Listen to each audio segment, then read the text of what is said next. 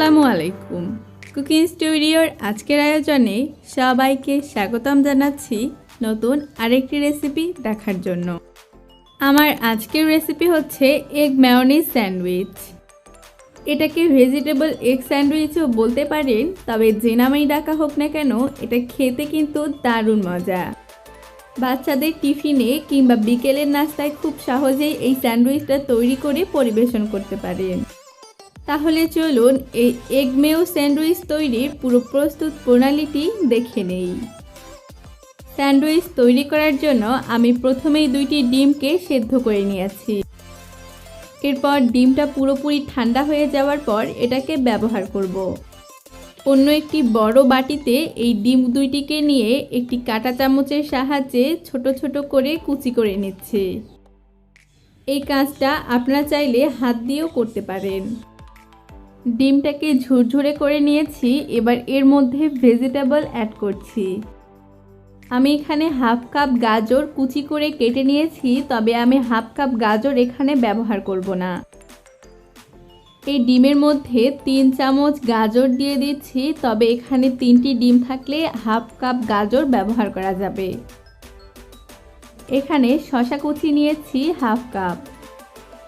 এরপর এর মধ্যে 3 চামচ শসা কুচি দিয়ে দিচ্ছি।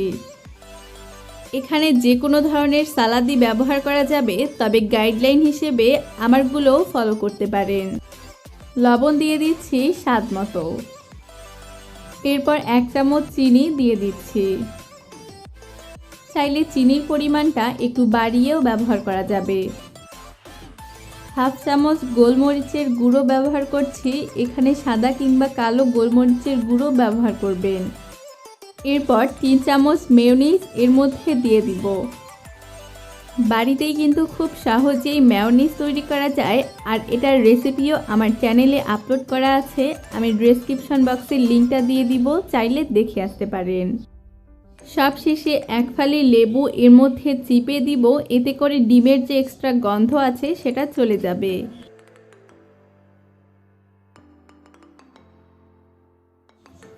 এরপর এই সবগুলো উপকরণকে একসাথে খুবই ভালো করে মিশিয়ে নিচ্ছি।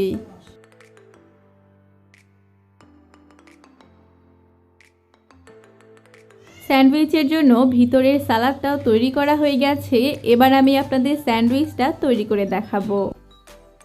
এর জন্য আমি 2টি মাঝারি সাইজের পাউরুটি নিয়েছি, আর পাউরুটির চারিদিকে যে ব্রাউন অংশ থাকে সেটাকে কেটে নিব। আর এই ব্রাউন অংশগুলোকে ফেলে না দিয়ে আপনার ব্রেড ক্রাম্ব তৈরি করে নিতে পারেন। আচ্ছা, এই ব্রেড ক্রাম্ব কীভাবে তৈরি করতে হয় সেটার রেসিপিও আমার চ্যানেলে আছে। আমি ডেসক্রিপশন বক্সে লিঙ্কটা দিয়ে দিব, অবশ্যই দেখে নেবেন। 2টি পাউরুটির ব্রাউন অংশগুলোকে ফেলে দিয়েছি।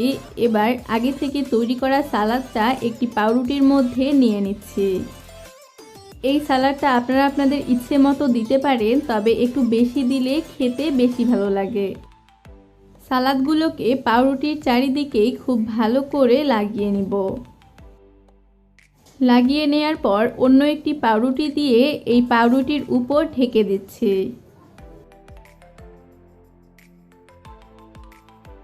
তারপর একটি ছুরি দিয়ে মাঝ বরাবর কেটে নিলেই স্যান্ডউইচ তৈরি হয়ে যাবে। এরকম করে আমি সবগুলো স্যান্ডউইচ তৈরি করে নিচ্ছি। আর আপনারা চাইলে স্যান্ডউইচ তৈরি করে র্যাপিং পেপার দিয়ে র্যাপ করে নর্মাল ফ্রিজে 7 দিনের মতো রেখে দিতে পারেন। আর এটা কিন্তু বাচ্চাদের জন্য হেলদি একটা টিফিন।